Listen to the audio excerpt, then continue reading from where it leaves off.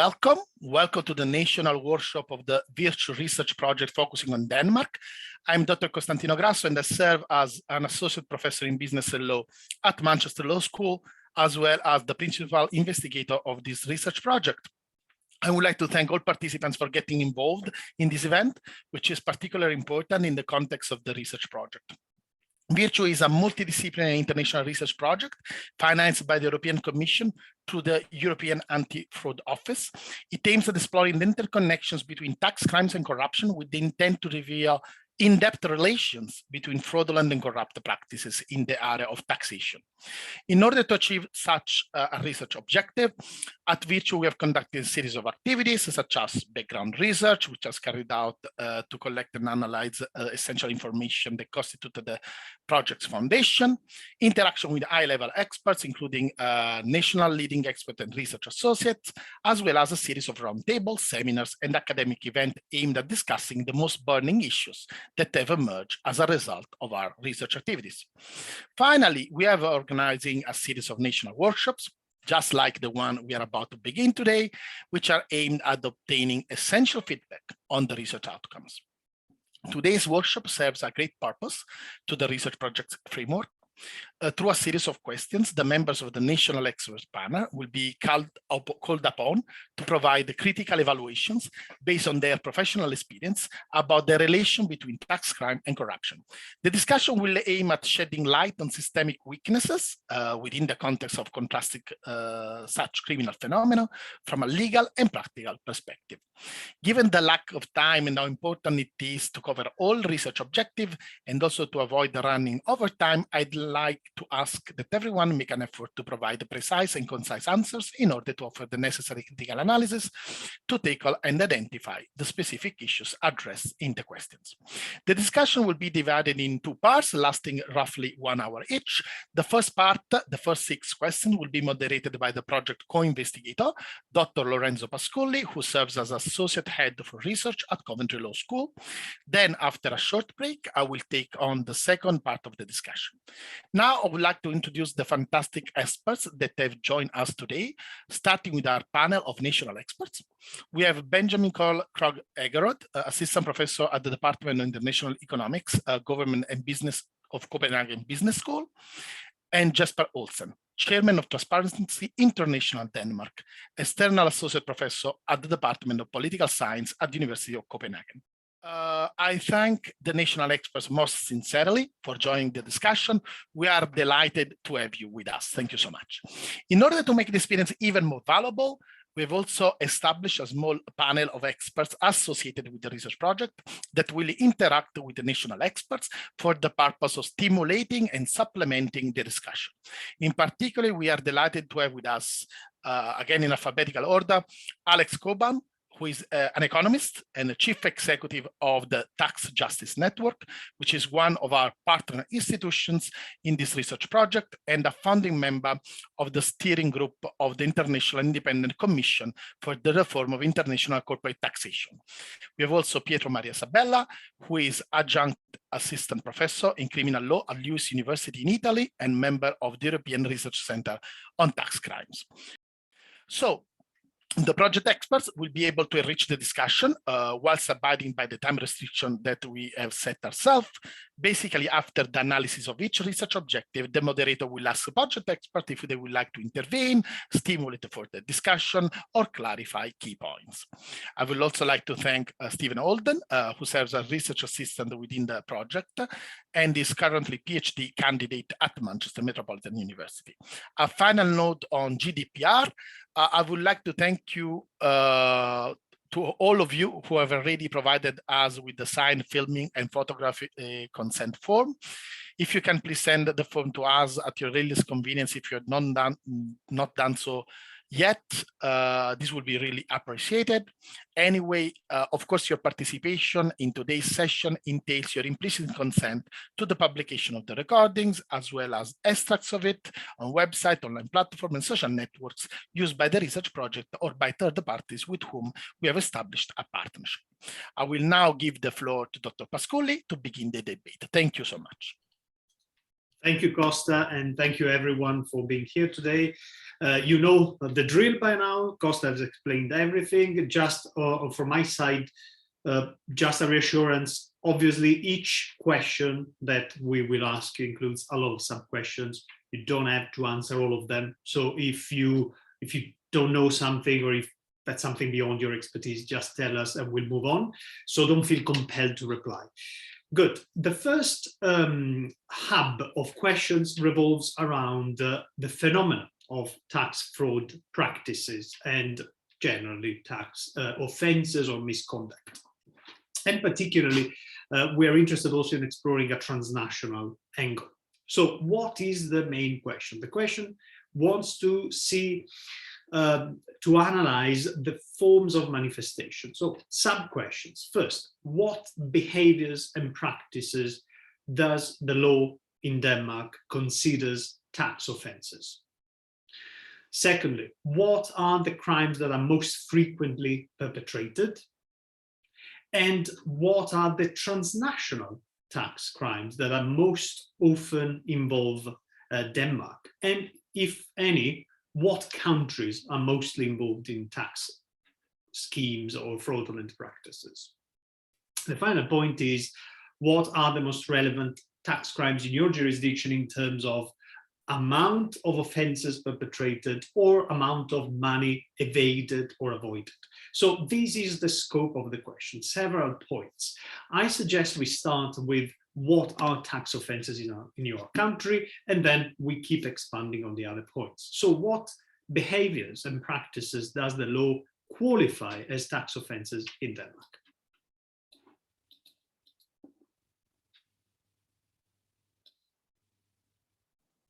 So I just want to note that so I'm not a lawyer, and I think lawyers are best have the best understanding of this kind of thing. So my point of entry into taxation and corruption is from a political science angle, and the focus in my research has been on compliance and enforcement issues with relation to taxation.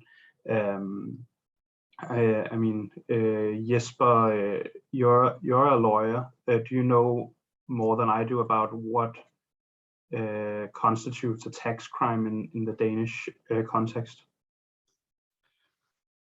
My knowledge on tax crime here is not one of the issues that I'm dealing most with, so I'm not that much up to date. But I think, and because I have prepared myself from the corruption perspective in the taxation administration and the way the taxation system is used and abused and affected by corruption.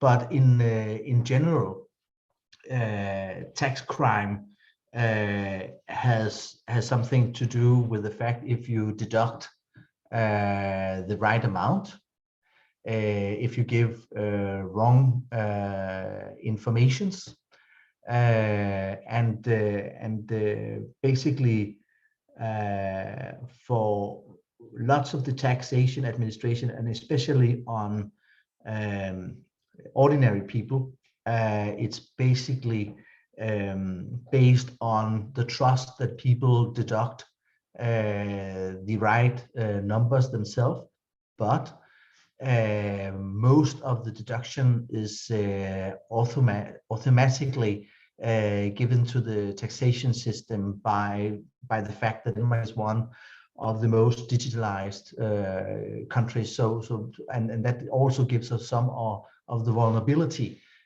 of the Danish tax system. So if you are on should we say physical persons, basically it has to do with if you give the wrong information on the deductions in your taxation. On businesses, basically it is more or less the same. Do you give the right information on how to evaluate both your income, but of course also the deductions of taxation. So basically, I think that is where, seen from a traditional perspective of what is tax crimes, that is in my point of view. But to be honest, I haven't studied the police reports on that, but that is based on my general knowledge of Danish tax legislation and my old background as when I have studied the law and criminal law. Thank you very much. That's there was yes. So maybe I could add on to that in the sense that I think where a lot of the tension in the tax enforcement side arises is in the gray zones between tax evasion and tax avoidance, right? So in that case, in that sense, Denmark isn't too different from many other jurisdictions, right? So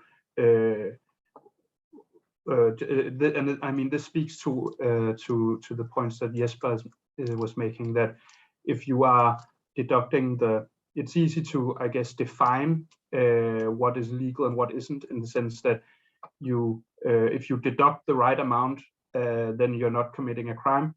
The question then becomes on the enforcement side, when are you deducting the right amount, and under what interpretation is that happening? Right? That is actually very, very helpful, because it allows us a very good overview on this issue. And we will mention some more of this later in the questions on enforcement. So thank you very much.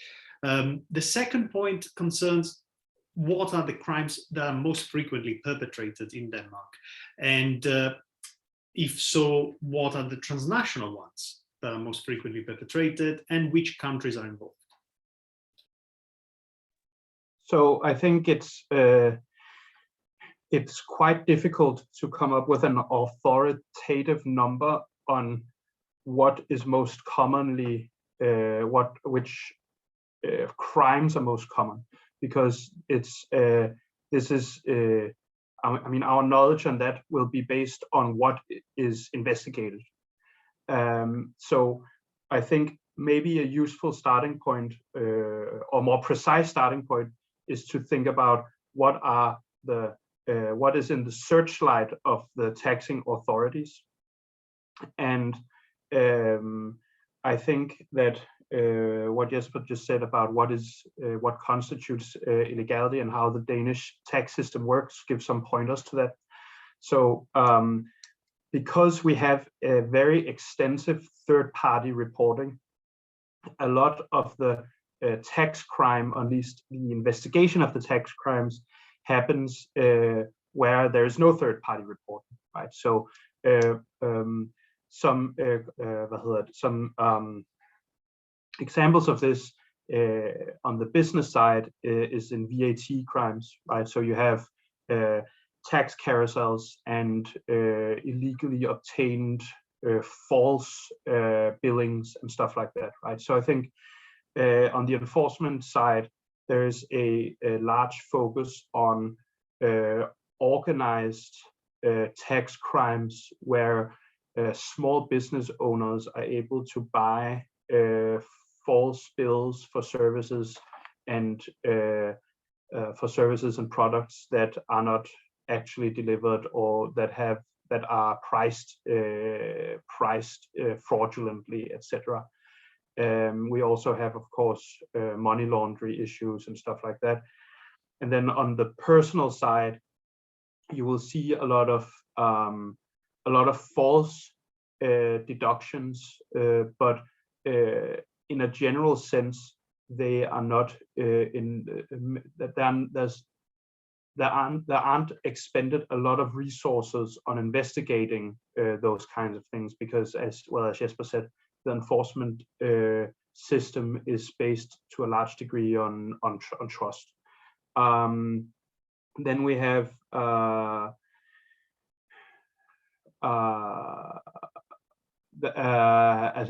another type of crime that is also quite prevalent on the business side is bankruptcy crimes, right? So basically, you have accountants, these shady accountant firms that sell services that allow people to limit the taxation, the taxes they have to pay in connection with bankruptcies and stuff like that, right? So I think on the enforcement side, there's a lot of focus on these organized issues where you have a quite hardened criminals, tax criminals that sell these services to sometimes quite otherwise law-obeying citizens. So that's interesting. So you're talking, if I'm understanding correctly, about professional enablers, whether these are tax experts, accountants, or whatever. So from what I understand, these services might provide advice that is inappropriate or perhaps borderline between illegal and legal to companies that are actually normally law-abiding. So the company is relatively innocent, so to say, is the advisor that drags the company towards unlawful behavior. Is that what I understand? Well, I mean, it is the companies themselves and the individuals that want to evade taxes that seek out these people.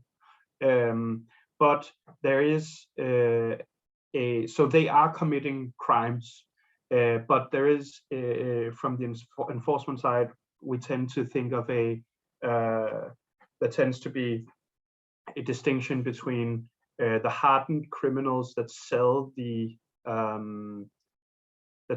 service, and then people who for many other purposes are quite normal, ordinary people who end up buying these advices.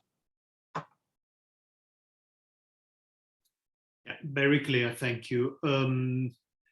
Jesper, I don't know if you want to add something about the scale of the phenomenon and whatever. I just want to add that due to reorganization of the Danish tax authorities, as you perhaps is familiar, there is now a tendency that the authorities and also at political level have found the number and the efficiency of the enforcement unacceptable. So over the last year, and it has also been, as far as I remember, it has been launched a new package of initiatives over the last 1 or 2 months, where you are actually now have realized that you have cut too much tax administrators. So they are actually now rebuilding the enforcement and the inspection capacity.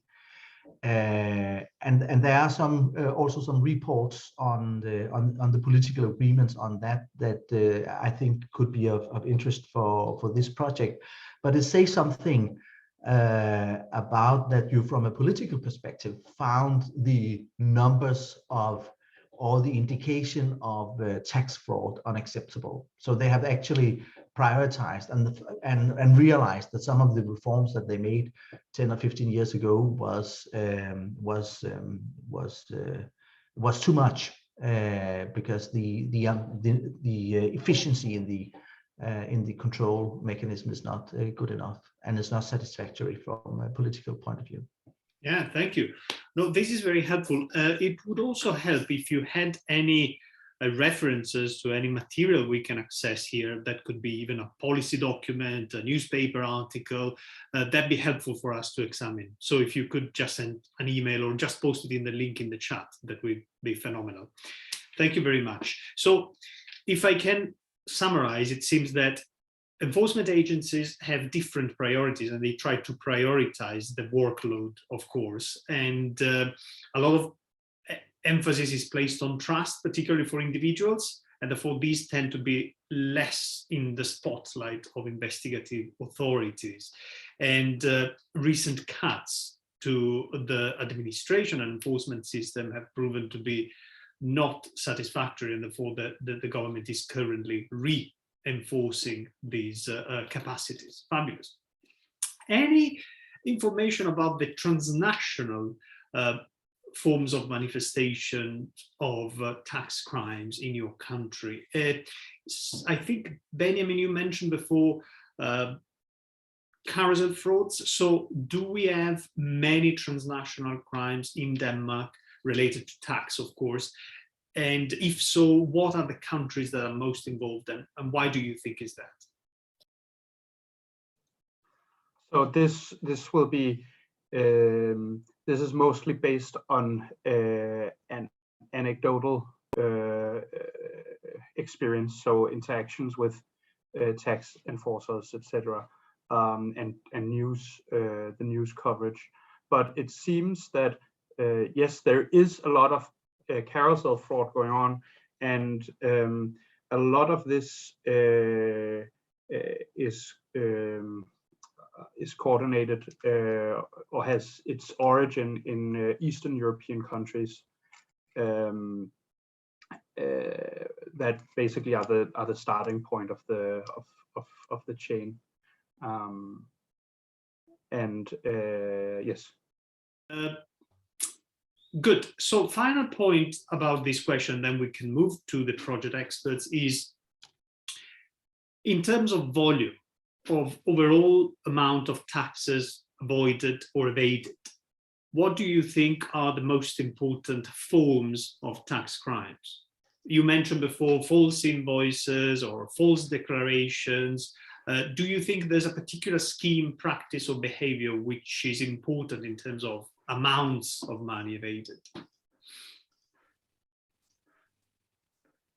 Again, let me reiterate, and I truly appreciate Benjamin's really good focus on the level of evidence. So it's very helpful that every time you present your answer, you say, this is based on anecdotes, this is difficult to quantify. Again, the purpose of the project is to gather your experience and perception, not necessarily numerical data. So don't worry about that. And if you can tell us, you know, I talked to an enforcement authority and this is what I gather, it's perfectly fine. It doesn't have to be a quantitative result. So I don't know. Well, I don't know the quantitative. So I don't know with like the proportions here, right? But I know that from the news coverage and from what has been the focus in enforcement over the last couple of years, that carousel fraud, VAT fraud, and money laundering, like various forms of money laundering, bankruptcy related tax fraud are some of the things that have been in the limelight of enforcers and of the news over the last couple of years. The issue is, of course, I mean, that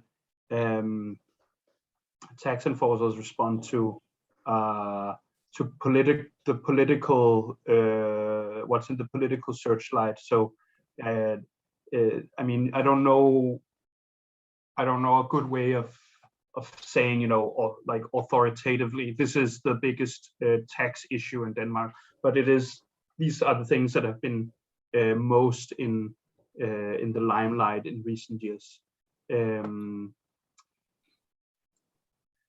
Jesper, do you? Yeah, what I've sent the report, I just put it forwarded in the chat. I think we'll give some of the answers. I haven't read it in details, but I think you can find some of the answers in that report, or find the references of relevance. I'm sorry, it's in Danish. That's okay. Thank you very much for that. One question which is springing from something that you said, Benjamin, is you mentioned a couple of times money laundering, and since the project is on the relationships between tax crime and corruption broadly considered as any abuse of power, I would be very curious to know if there's a particular relation that emerged in these cases covered by the press, by the media, or by the authorities between tax crimes and money laundering. So what is being laundered and what's the relevance of tax and tax conduct in this respect?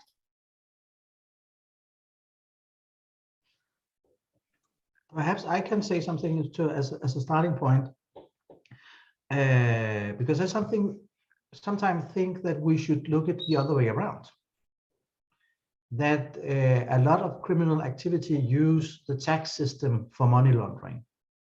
That there's a tendency, and we have just seen it a few weeks ago in a very high-profile bribery case, that the high official was not convicted due to the fact that the money has been paid taxes and VAT of the income that was basically bribery, and that's why she was not convicted. And we see the same modus in organized crime, that they have some sort of legal activity in order to use the tax system for money laundering, and to use that as a tool to get criminal money into the legal economy. So basically, I think it's the other way around. And if I can perhaps that's also for the next round, but there's sometimes in the public debate a tendency to say that taking money into tax havens is the worst thing you can ever do. But sometimes we are happy that we can actually get taxes from criminal activity. I mean, the big money laundering scandal in the Danish bank was, of course, serious, but the taxpayers in Denmark has benefited from that, because the Danske Bank has paid a lot of taxes. So we are from a Danish perspective very angry when you take also if money is legally and they have been paid taxes and put them in tax havens. Oh, there's a big debate and everybody is angry about it. But we are so happy when criminal money goes into the to the tax system. So I think sometimes from a Danish perspective, it's the other way around. Because and some of it has something to do with the attitude, the general opinion, but also with the tax system, because it's based on trust and that you're self-reporting, that it is so easy to use the Danish tax system to money laundering. This is a really interesting finding. Thank you very much. Do you have, or if you have them, you can just put them in the chat, so no need to reply here. If you have the references to the recent bribery case in which the high official was not convicted because they did pay the taxes. If you have a piece of news or anything, just for us to reference it. I can send you the news. You just have to take into account that it will now be tried for the High Court. This was a finding from the City Court in Copenhagen. Of course. And just last week it was decided that the case should be tried before the High Court. And I think one of the reasons, because that is what we have been criticizing this case and the way they saw bribery. We have criticized that, and it's now been tried. So we will not know until after the High Court if that is that is the so legal situation. Just the first instance trial. Yeah, then. Just Great. the first instance. Yes. Fabulous. Well, thank you very much. If there's nothing to add on this question, I would ask the project experts if they have any particular remarks or questions or points you want to make before we move to question 2.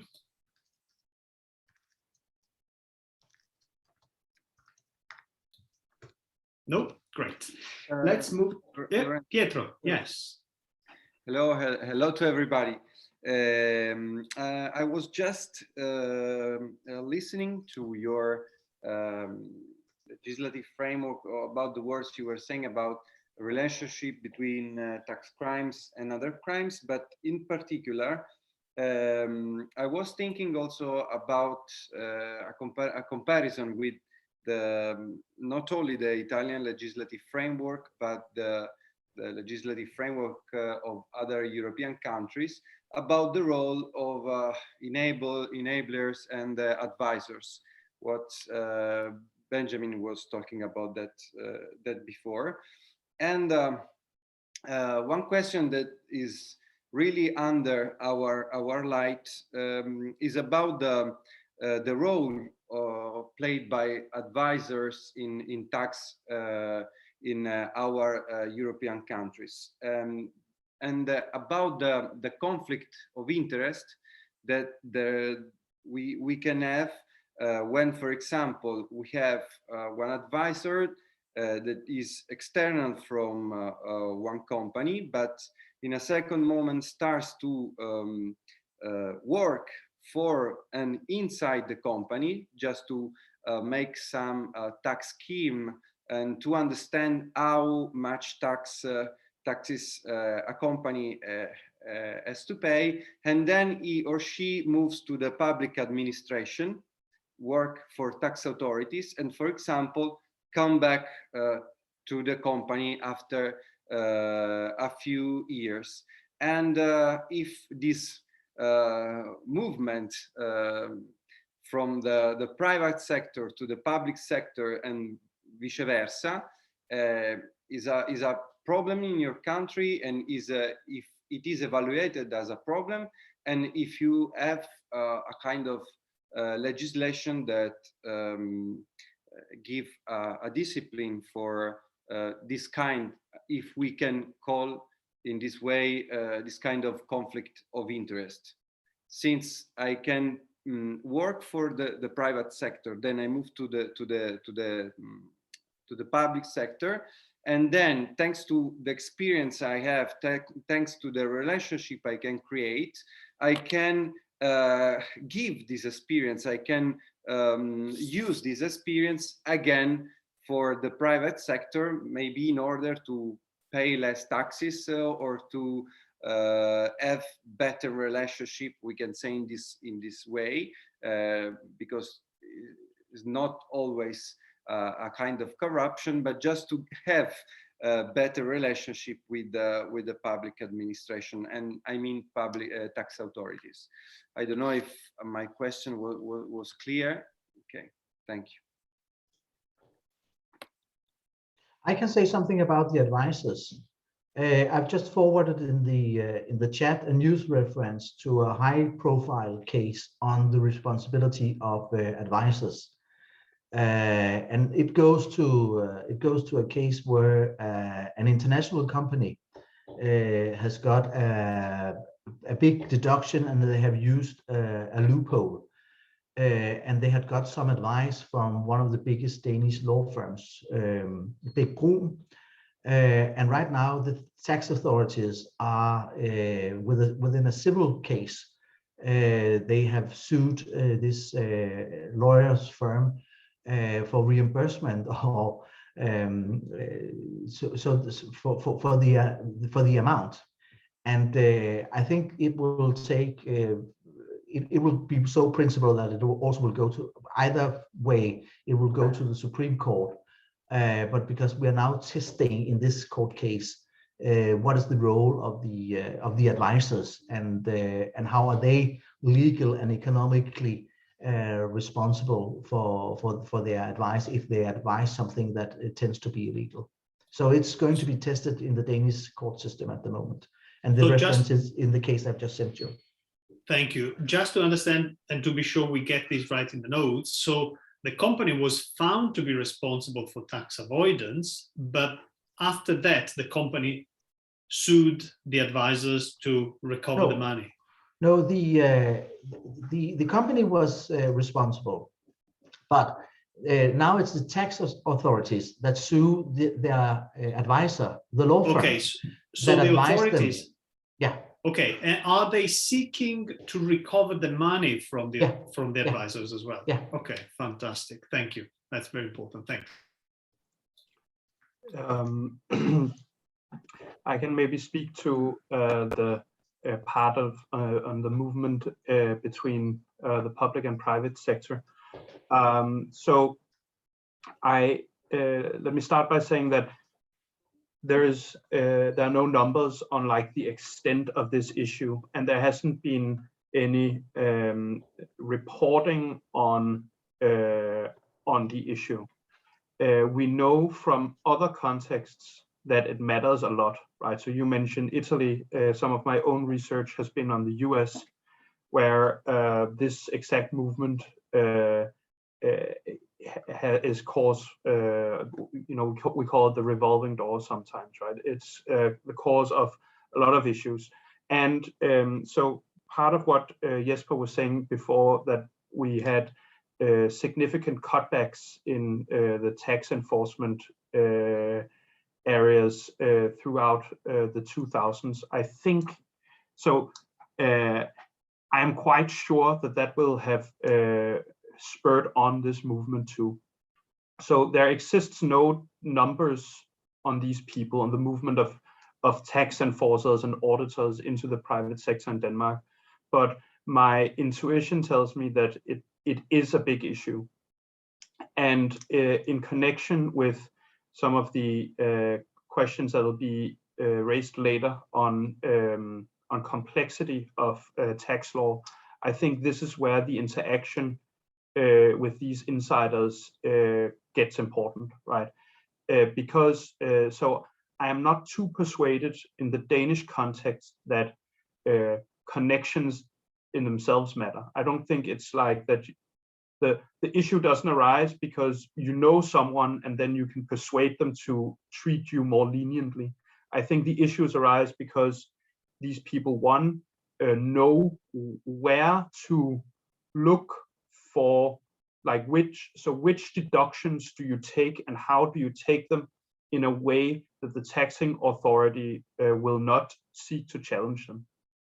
They know this when they move into the private sector, and their connections work by allowing them to extract information, like updated information about that. That's my take on how this would work in the Danish context.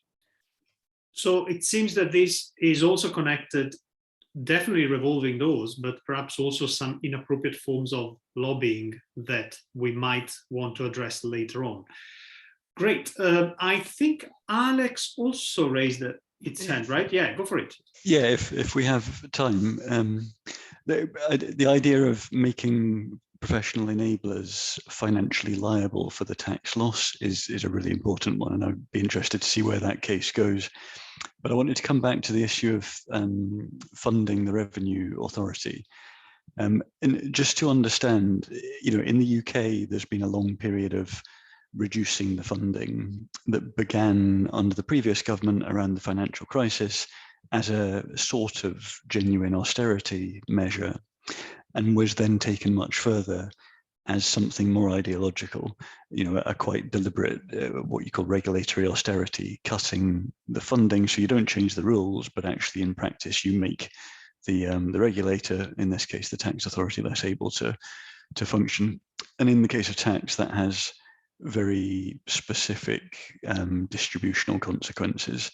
And certainly in the UK case, what you stop investigating and auditing is the tax abuse at the top end. So in effect, you're making the system less progressive without legislating to do that.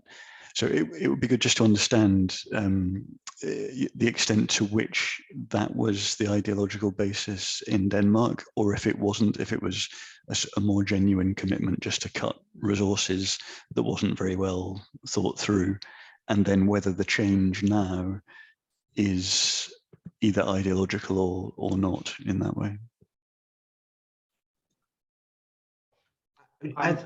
Yeah, Benjamin. So I am not certain that the original change was very ideological, but it hasn't been covered well in the news, and I may be wrong. So it did happen under a center-right government, but that same center-right government made general changes and sought to make the public administration more lean. So I agree that it is very likely that it had these distributional consequences, because as a general rule, the more complex the tax position, the more expensive it will be to challenge, and the less likely it will be to be challenged, right? So that will tend to advantage the top end of the income scale. I don't know if it was ideologically motivated. I don't think that the reversal of the policy right now is ideologically motivated either. I think it is happening under a center-left government, but I think there has been a lot of coverage on this issue, and I think as a general rule, Danish governments and bureaucrats have a very strong focus on good governance and good functioning of the regulatory environment, and I think that is the main reason why we have gone back to a situation where we are refunding the tax authorities. And I want to add that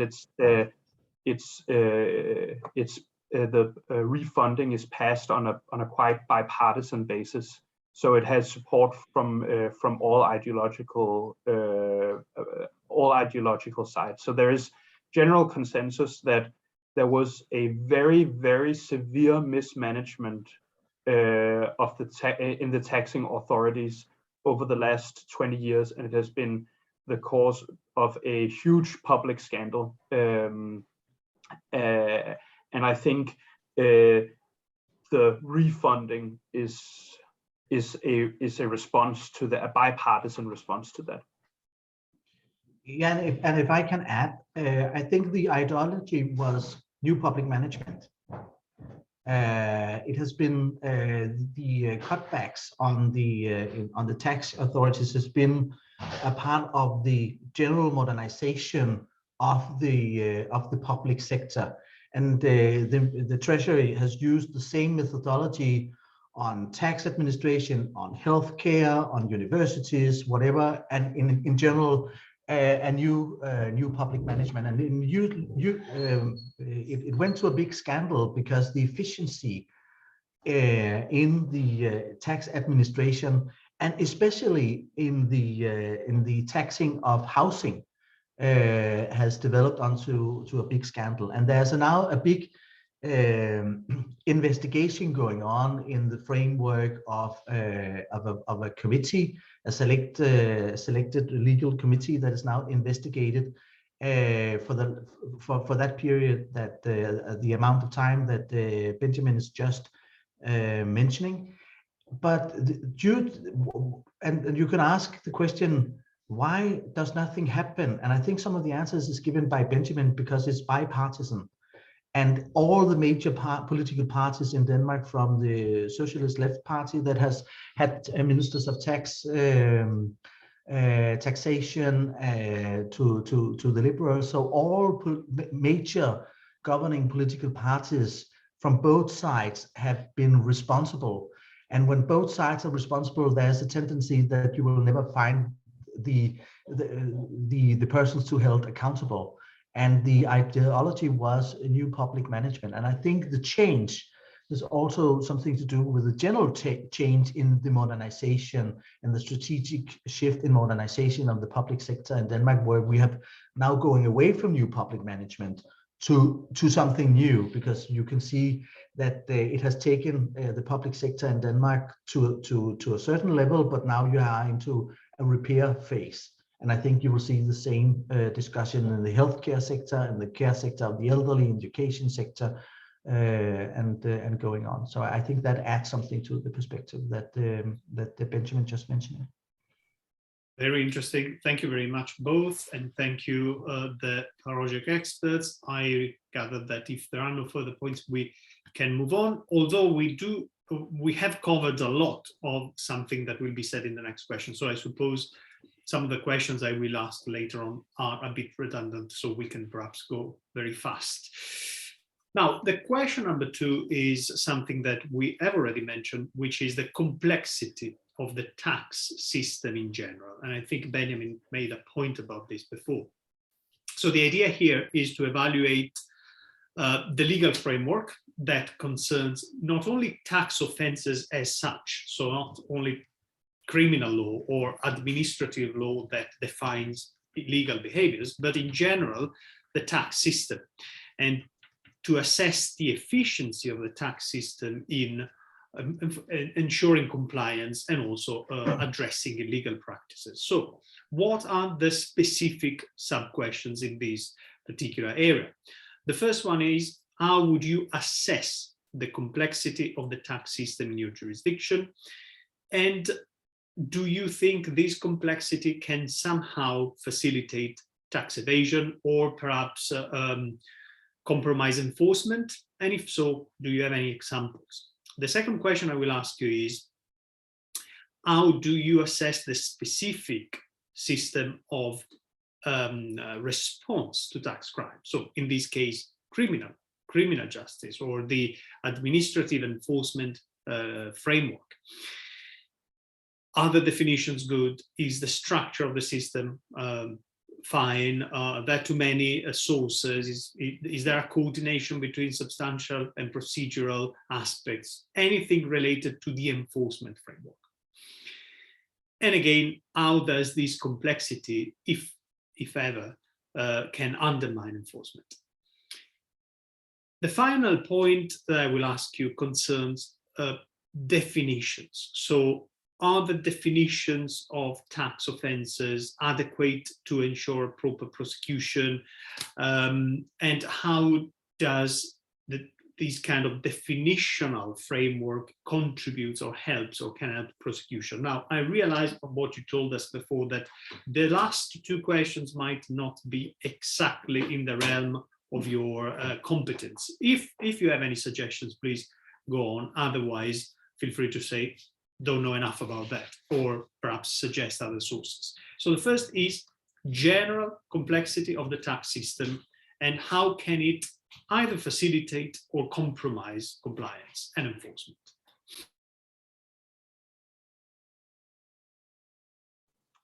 So I'm unsure how Denmark compares to other countries. As I think the tax code in Denmark is quite complex on the personal side, but I don't think for a large part it doesn't introduce that many issues, because we have very, very extensive third-party reporting, which means that almost all deductibles that a person could wish to make are reported independently. So the issues arise on the corporate side and among self-employed people. And I think the issue in Denmark, and as it is in all contexts, I believe, is that the more complex the tax code, the easier it is to avoid taxes and I mean reduce the tax burden legally, right? And that also matters because sometimes stuff that appears to be within the realm of legality might not be, but it is too resource intensive to investigate. Excellent, thank you. Jesper? Yeah, my answer is more or less the same. Danish tax system is very complex, and I think it has something to do also with a general Danish ideology that we are a very homogeneous society, and everything is also, because it's also very easy to change legislation in Denmark. So sometimes the politicians want to adjust also on a very detailed level, simply because they want everybody to be treated equal, and because there's a very close time limit from the time a case come up in the media of something that people finds wrong or don't find fair if you compare it with another person in the same situation. And since to the fact that it is very, very easy that you can change legislation in Denmark within few weeks, the politicians has a tendency to micromanage the taxation system. And I think that has something to do with the fact that we have a very, very complex system. And that complexity is, of course, a problem when it comes to enforcement, and especially if you have criminal investigation, simply to the fact to normal legal principles in criminal law, that you have to be able to prove not only that has been a violation of the tax law, but also that it has been intended. So due to the fact, to the complexity, to the need for evidence, the complexity is, I think, is a factor in this respect. But in general, we also have to say that lots of Danes comply with legislation because there's a great acceptance of the need for taxation. So I think a lot of the crimes in taxation has more to do on the VAT, because I think some of the tax problems and the tax fraud is on the VAT. This is very interesting. Yeah. So there is, I don't know if this is possible in other countries too, but you can go to the Ministry of Taxation's website and actually monitor the speed of rulemaking in the tax realm, and it is astonishingly high compared to other areas of Denmark, of Danish legislation. So it's not always the factoring in from. So as Jesper says, a lot of the complexity stems from legislation, but a lot of the complexity also stems from bureaucratic rulemaking, and you can see rulemaking happening at different distances to the political realm, so to say. So there's like the standard bureaucratic rules that implement legislation, but then we also have, and I don't know if this type of order exists in other countries too, but something we call, and which is particular to the tax realm in Denmark, which is internal administrative orders. So they happen normally. Rulemaking happens as a direct response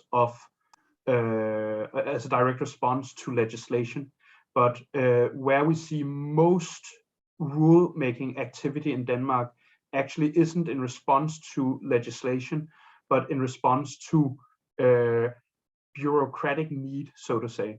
So very often because the tax enforcers themselves realize something is unclear, or because physical taxpayers realize something is unclear, the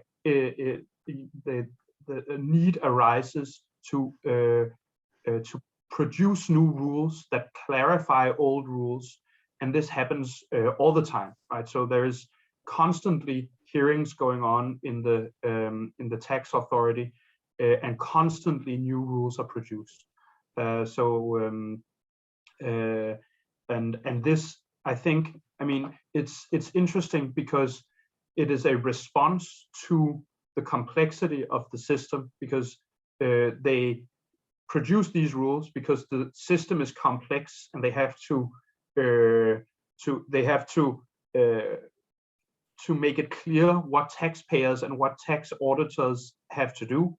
But in this rule production, they also add new complexity because constantly new rules appear all the time, right? Of course, they have to be within the realm of what is already decided in law, but it's quite astonishing how many rules that are produced in this way in the Danish tax system. Very interesting. And if I can add to what Benjamin just said, some of the rulemaking in the law has something to do with the Danish Constitution, because it's written in the Danish Constitution that the law that describes how much you shall pay in tax or VAT has to be done in law and cannot be done by administrative law. That has to be in front of the parliament.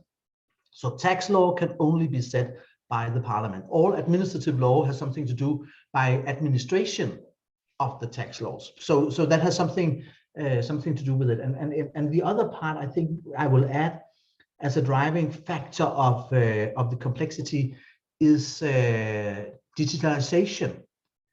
Because every time you want to make a digital solution, the managements have a choice.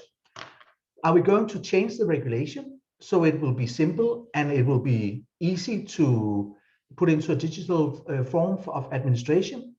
Or do we take the administration with all its complexity and try to find a digital solution on that? And the main strategy has been the latter, that we take the legislation as it is and translate it into digitalization, and that makes the system even more complex. And I think there has been,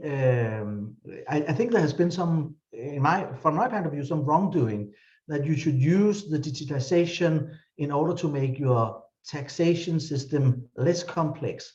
But, and then we come back to the other factor that I mentioned before, there's no political will on that, because we want to justify every single situation that you can compare citizens. So because every time you make it more simple, you also come up with some solutions where people will say, why is this fair and why is this not fair?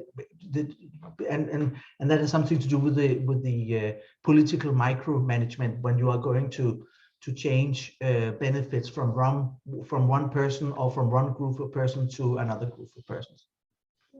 So if I can just quickly add to that, actually, because so I have a PhD student who's currently working on the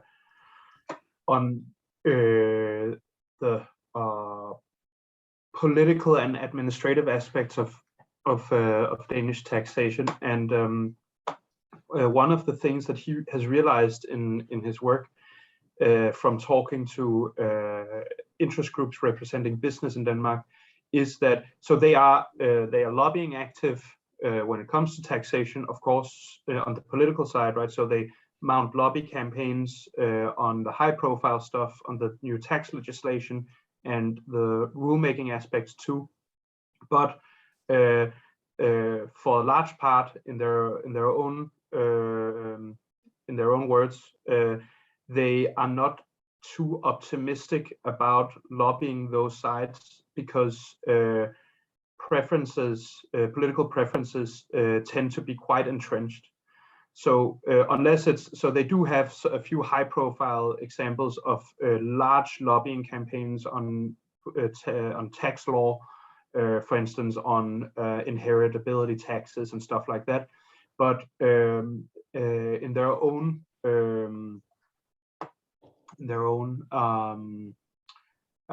testimony, they actually focus on the administrative part. So the lobbying of tax bureaucrats that are as far as possibly removed from the political side, because that's where they expect the most bang for the buck. Interesting. Thank you, Benjamin. This is also related to the second part of the seminar. So we might want to expand this when Costa will ask the next question, because that's really the heart of our project. Thank you very much. Now, from complexity to complexity, very quickly, if you have something to add, unless we're happy to move forward, what about the complexity of the specific enforcement framework? So criminal law, tax administration and enforcement, sanctions, definitions of crimes. Do you want to add something? Is that too complex? Is that good enough? Are the definition precise? Do they help prosecution? If you know, because you did say before you have no direct experience of criminal law, but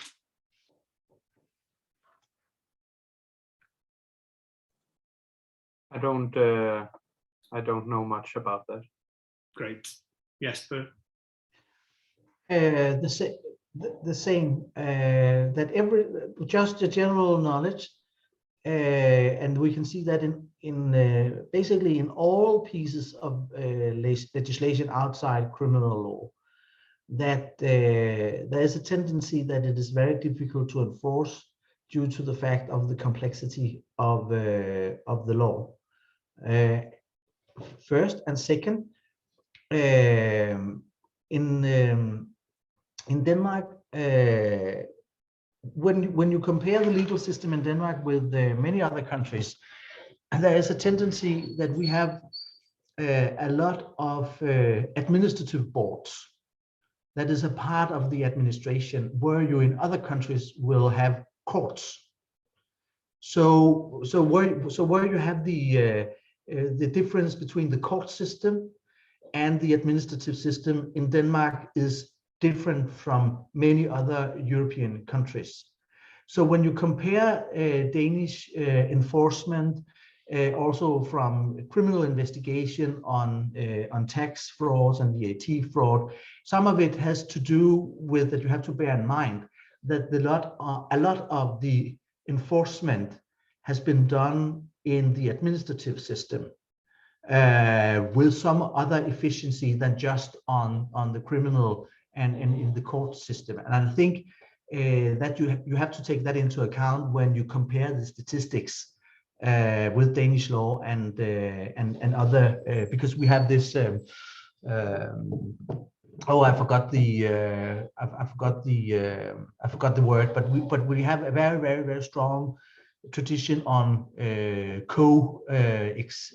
co-workership, also with the relevant with the relevant social partners and industry and so on, also in not just in the lawmaking procedure but also in administration.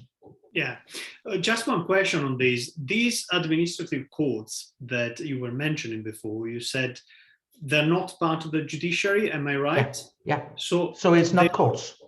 Yes, it's not technically tribunals or courts. No. They're called courts, but they're made by public No, administrators. they are not called courts. Yes. They're not called courts. No. Okay, right. So just out of curiosity, do these bodies enforce also criminal offenses, or do they enforce only tax offenses that are regulatory? Only tax offenses. Okay, great. Thank you very much. That's important. Good. We are done with this part. So if the project experts have something to add, to ask, please feel free to. Alex seems to be fine. Pietro? Fine. Okay, great. We can move on here then to the next question, which is about exploring the responses to the tax crimes. So here we are focusing on the different components of these responses. So prevention, investigation, enforcement, sanctions, recoveries, and remedies. So what we want to do here is to assess what can be the deficiencies of this overall response. So some of the sub-questions will be the following. There are many here, so I suggest we go one by one. But anyway, first of all, we will focus on prevention in general. So what are the preventive activities Some of you mentioned before, for instance, that the Danes are quite aware of the need for taxation and therefore they're rather compliant. So we wonder whether a good prevention system, a good responsibilization system is in place. So that's the first question. The second question will focus more on leniency. So for instance, tax amnesties or concessions or discounts in punishments or recoveries, whatever. And then we will focus also, but I won't ask you the questions now, we will go question by question later, on the recovery systems and any possible connections between tax evasion and tax corruption laws. So we will address all these points. So enforcement system in all its elements and components. So the first question, as I said, is prevention. Positive activities of prevention like education, awareness raising, training. Is there, first of all, an obligation set by the law for public authorities to enforce any of these preventive activities? And if there is not an obligation, what do you think the Danish authorities are doing here? Are they doing well? Are there a lot of activities? Not sufficient? Could be do enough? Whatever. Anything you can think about this? To my knowledge, there is no requirement in law to conduct preventive measures. I think, but the tax authorities do have information campaigns that inform the public about the proper way to follow following the law. And I think, I mean, a large part of the motivation for this is the perception that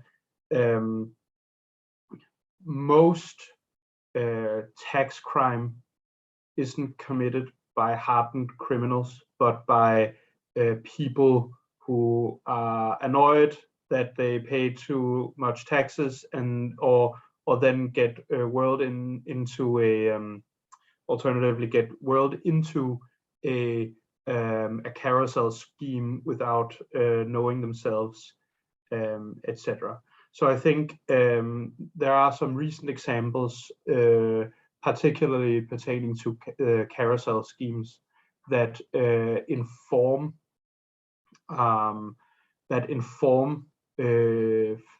that aims at informing business owners what a carousel scheme is, how it can be identified if they don't know themselves.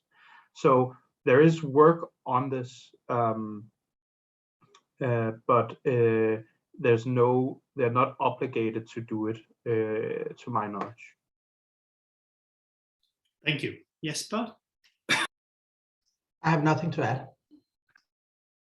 Excellent. Thank you very much. So second point is about the leniency mechanism. So tax amnesties, exemptions, reduction regimes, pardons. So basically some responsibility has been found, but then after a while the authorities say, okay, we will just pardon this evasion or avoidance episode, or they will just issue a regulation that say all those who evaded taxes between this and this year will be not found responsible, which is something that happens in other countries, particularly to move on the system and to avoid, cluttering the public administration. Is this something that happens in Denmark? Is this something that might affect tax compliance and enforcement, or do you think this is not an issue? I've never heard of blanket pardons. I know that on low level, there are like negotiations between the citizen and the authority that sometimes institutes leniency measures. But I think, I'm not totally sure, but I think this is mostly on the low level. I don't know, Jesper, if you know this better than I do. I don't have any more specific information. So you're not aware of large national scale measures, laws that say, okay, we'll cancel the debt for all these people. So only aggravating or mitigating circumstances during the ordinary process of management of tax offenses. Okay. No. On the contrary, we have done is that we have merged a lot of the task on collecting money. So, for example, if I have forgot to pay the bill for the rent of the place where my small boat is in the harbor, it's the tax authorities that collect the money. So we have basically merged all the collecting different sides of payments from the citizens to the authorities, whether it's to the municipality or to the state, into one authority. So there's a centralized system of recovery. Yeah. And this recovery affects not just tax debt, but any kind of debt towards the state. And also, and also, so if, for example, if I have to get money back from the tax because I have paid so much in advance, if I have forgot to pay the rent for my boat, they can get it from my tax account. Also, for example, if you have, for example, to pay fees for or subsidy for your children, for example, and if you forgot to pay that to your ex-wife, and you get reimbursement of taxations, they can also take and use that money to finance your payment to your children. Just to make the example, it's one big system. So it's a sort of open account with the state. Yeah. So all the money open account is it's basically if you have paid too much, the state will not give it back if you owe some other parts of the public sector any money. Yes, fabulous. Does this work? Is this effective? Do you think this is a good system? Well, at least it's very effective, right? So it works in a very effective way. There was a situation, I think it was 3 years ago, where they established the system. And then there was a lot of people that owed the public sector lots of money, and they couldn't find it, or they couldn't find the documentation. So there was, so to speak, on that, but that was not because of the citizens' fault, but on the fault of the system, that there was some people say, okay, now we forget about your debt here. So there was some sort of, what should we say, because it has been a big mess for many years. So there was some sort of cleaning up exercise. Yes. So it was basically a situation that triggered this. Was kind of practical. But it was not the fault of the citizens, but the fault of the system. Yes. How long has this been going on?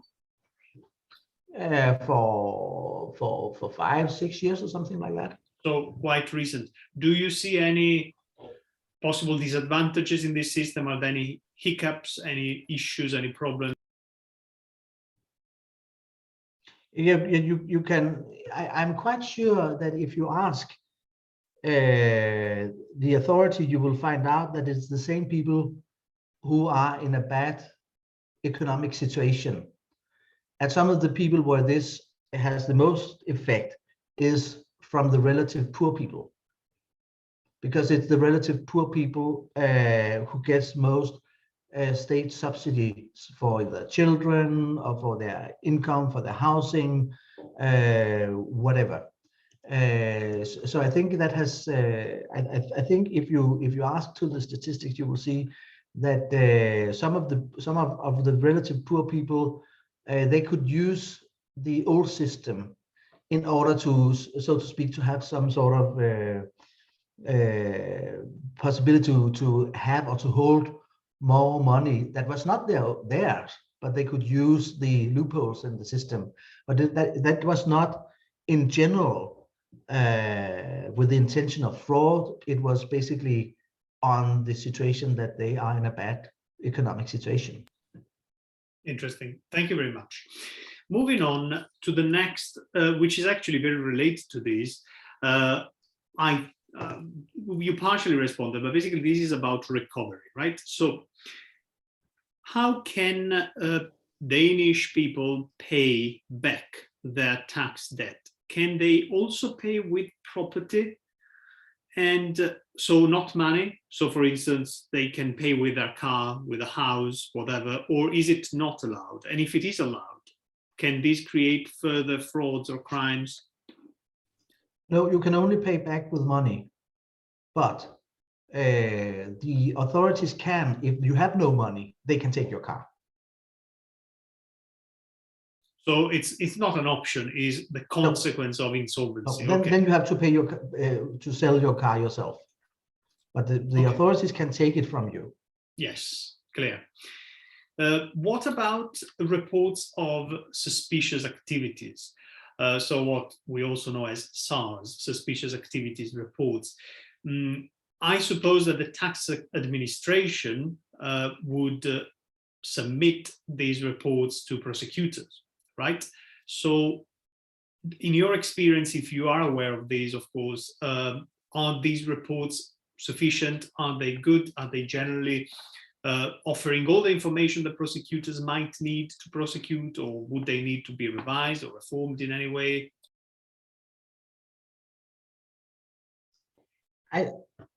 I think here we have to get to my point. It's the other way around. If you talk with the people in the police unit responsible for money laundering, they get some cases and some numbers from and messages from for example the banks, where there are suspicion that this is a part of tax fraud or fraud with VAT. And some of these cases are given to the tax authorities. So I think some of this traffic is the other way around. More than is from the tax authorities going to the police, it's from the police because they are hosting the money laundering mechanism. Interesting, thank you. Benjamin, any further comments? I think this is without outside of my area of expertise.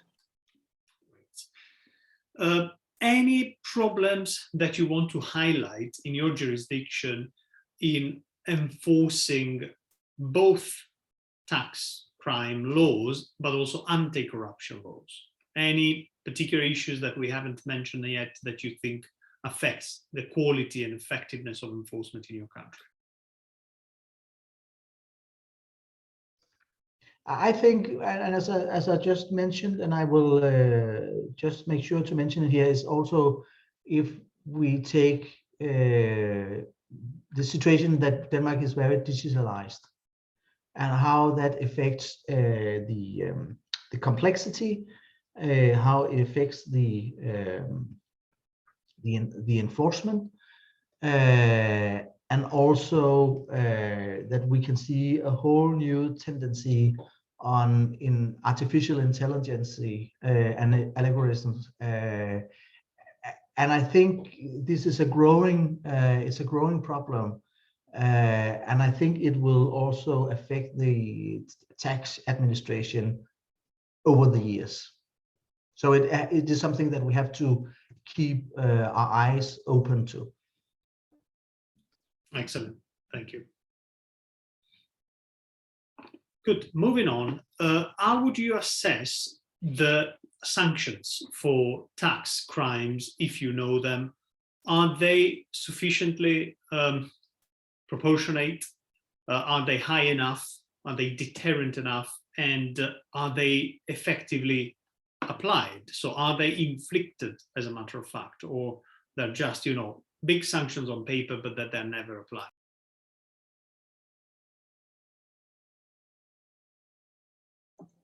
I think, no, sorry. Yeah, to my knowledge, the level of the sanctions follow the level of sanction in all sectors. And in taxation, you should see there are two kinds of sanctions. There's the one that is the penal part of it, and the other one that is that you get that you, so to speak, get the money back, and then have that you can and you can multiply that with a certain factor. But I don't think that it is the level of the sanctions that has the big preventive measure, because in that way taxation is basically dealt with the same way as other legislation that outside the traditional criminal law. And there's a tendency that if you want a preventive effect, the sanction has to be disproportionate with the risk. And the Danish system in general is not on that disproportionality. So I just think they follow and do this as efficient or at the same level in general as in all other pieces of legislation. Thank you. I think that I think Jesper has had some very good points in this regard, but I also think that from my perspective, preventative actions and etc. I in large part an empirical question, and I don't know of thoroughly conducted studies that have investigated how preventative Danish tax enforcement actually works. I think you can think of it in two parts, right? So one is the effect of being punished on the risk that the person commits crimes in the future, or the fact that knowing you may be punished may discourage you from commit crimes. And then there is the information that is that you obtain from being examined by the taxing authorities, right? So part of, because the tax code is as complex as it is, part of the preventativeness of the system actually arises from the fact that if you're caught doing something wrong that you did not know was wrong, then getting the information on how to act according to the letter of the law will make you behave in a legal way in the future, right? And I think all of those things have to be taken into account when you think about how good the enforcement system is at preventing tax crime. So this is very interesting. So basically, your suggestion is that if the system is effective, is not just because the level of the sanctions, but rather because the investigative authorities are monitoring individuals and supporting them in compliance. So the advisory function is probably kind of combined with the enforcement sanction here.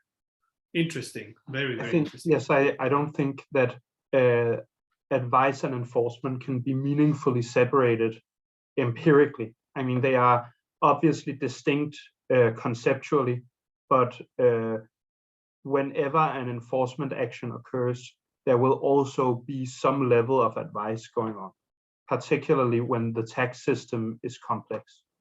Yeah. And let me just witness what Benjamin just said. I used to work for a number of 10 years. I used to work in the Danish Health and Safety Administration, and the health and safety law is also very, very complex. And we dealt with exactly that dilemma and that double on enforcement and advice, as Benjamin just mentioned. So I think this is deeply rooted in the Danish administrative tradition, and I can be witness that is what's going on day-to-day basis on an inspection level all over the enforcement system in Denmark. Thank you. Actually, the Danish system has, to some extent, incorporated the advice function into. So basically, what Jesper is saying, in the same way into the tax system. So I think this is after an American model, but basically, what happens. What's going on currently and on a trial basis among a set of large publicly listed corporations in Denmark is that they are under continuous scrutiny. So basically, there is a constantly ongoing audit where the firm gets a direct line into the taxing authority that they can use to clear up on a continuous basis whatever questions that they feel are unclear, and then they are automatically selected for an audit at the year's end. So the idea is that this both clears up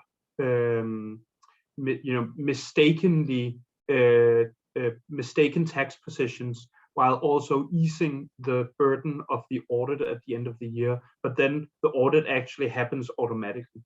And I think this was an institution that was first instituted by the IRS in the US, which has then been copied by the Danish taxing authorities. A couple of questions here. The first one is, does this constant auditing come only after a violation or an investigation, or is it present for every company? So these are, in Denmark, it's a trial system, so it's only on a pilot basis at the moment. In the US, it's a very certain type of very large firm that this happens to. Very large firms with very complex accounting systems and who deal in industries that lead to highly complex tax positions. So like large medical companies and companies with a lot of research and development and capital investments, etc. In Denmark, it's a pilot system or like a system that's being piloted on a set of voluntary large companies.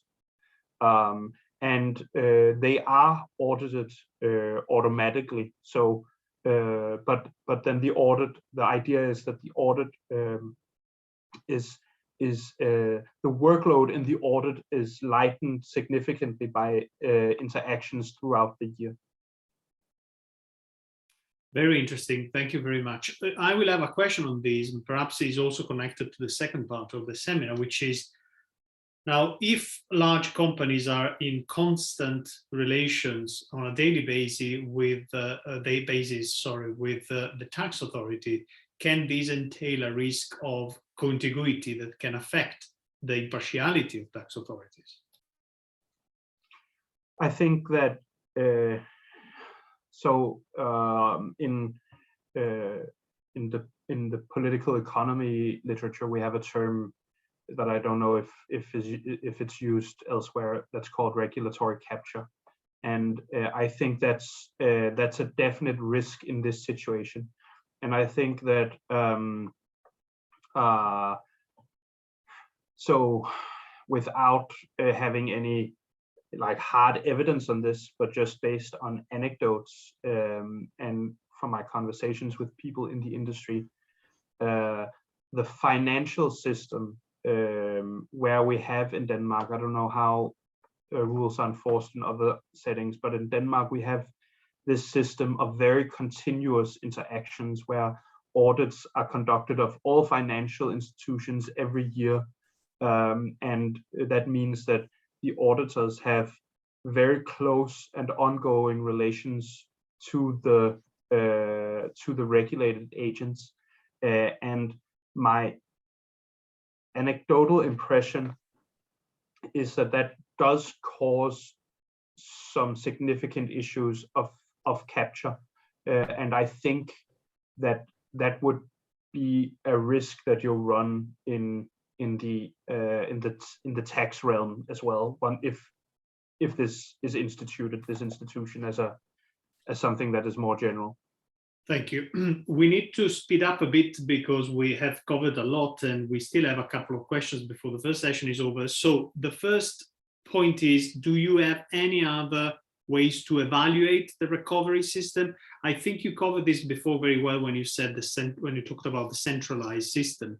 Are there any other points that you think can be pros or cons to the Danish system of recovering the tax debt? I think this is outside of my realm of expertise. And I just think that some of the preventive measures is against that we are very digitalized. So we are not so, in some of it, and especially in the small cases, we are not such reliant on personal connections. The personal connections are we more rely on them on the big cases, as Benjamin just mentioned. That's actually a very good point. Thank you. What about, finally, are there any possible instrument, if you're aware of, to restore the situation before the crime? So this doesn't necessarily concern recovery of money, but for instance, there could be reparation of any sort of damage, reparation of any interests that have been harmed during crime. Are there any other measures? Are there any other, one example could be compensation of damages, for instance. Are there any other schemes that the government includes in the so-called arsenal of penalties, responses, and instruments to respond and react to the crimes?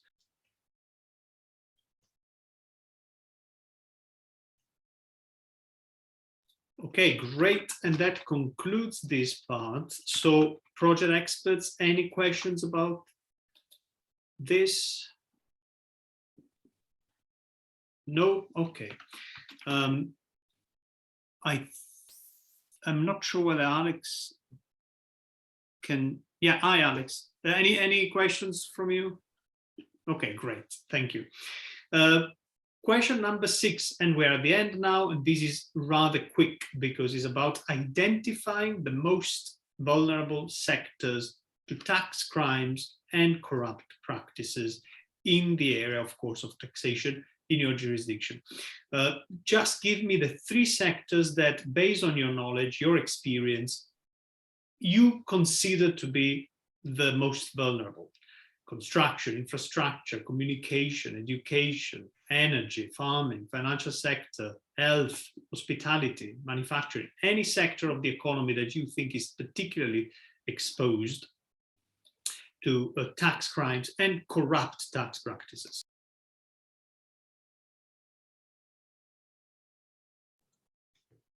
So this will be based quite a lot on anecdotes, but I would say that the construction sector is probably where you see a lot of the VAT fraud and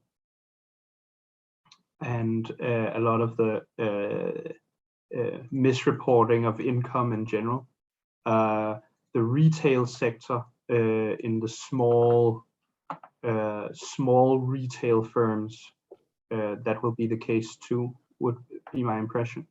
And then you have, I guess, so the financial sector, I'm a bit uncertain, because on one hand, there's a lot of room for at least underlying potential, but it is also very highly regulated inside Denmark. So I think the tension arises between subsidiaries of Danish financial institutions in other countries where the Danish financial authorities don't have jurisdiction, but I'm unsure whether there are issues in finance inside Denmark.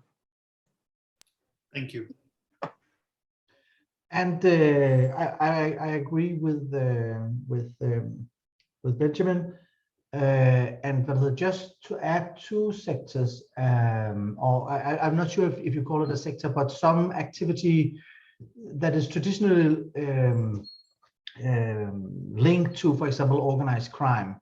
For example, tattoo shop, some cafe, and something like that. On this, where you use the tax system as money laundering system, as I mentioned before. And also based on an article from this weekend on the art sector, the trade with arts, both in galleries but also on more organized auctions, that is now highlighted as a risk sector. Fabulous, thank you. As usual, if you could put the link of this case in the chat, that will help us a lot. Thank you.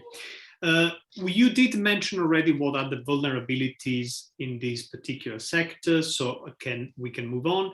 And Jesper, you gave already a case. If you have any other examples of specific cases related to the sectors you mentioned, please let us know, discuss them here, and if you can put them in the chat, any ideas of exemplary cases or situations.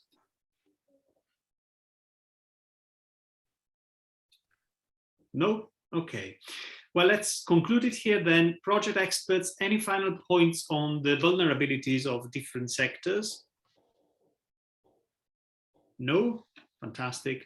Well, thank you then. The first session is coming to an end. Costa, we're slightly late, but I think we covered a lot of your part. So can we still have the 5 minutes break? Yeah, let's have the break and we cover at least two main questions. Thank you, Lorenzo. So we will be briefer in the second part, but it was amazing and very informative. Thank you so much so far. And so let's see each other in 5 minutes for the second part on the interconnection with corruption. Thank you so much. Thank you all.